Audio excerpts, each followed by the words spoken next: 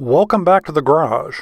Well, if your car is popping or clunking, specifically when turning left or right, one of the problems you might have is a broken sway bar linkage. Once the tire's off, it's pretty easy to see.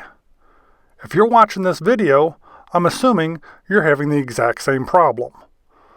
So let's go ahead and get this fixed.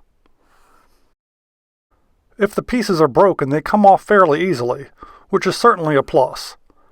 This is the part that I'm going to be using to replace the sway bar linkage. Here's some gratuitous unboxing footage. This is what the part looks like inside the package. In its final configuration, the part will go together something like this, but we're not there yet. I'll show you how this works. With all the old parts out of the way, your linkage should look something like this. Now we've got to reconnect the bottom part to the sway bar. I'm going to give you a little pro tip here. With the frame of the car supported with the jack stand, go ahead and get another jack underneath the wheel rotor. That's going to allow you to manipulate this particular section here and make it way easier to line up the two holes. As you can see, manipulating that jack allows you to change the angle and line up those holes perfectly.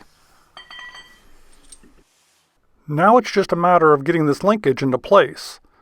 So we start with the bolt, washer, bushing, part of the car, other bushing, other washer, metal spacer, washer, bushing, sway bar, bushing, washer, and the nut on top.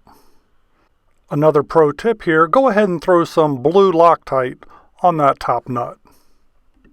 Well, that's it. Your linkage is fixed and you're ready to roll.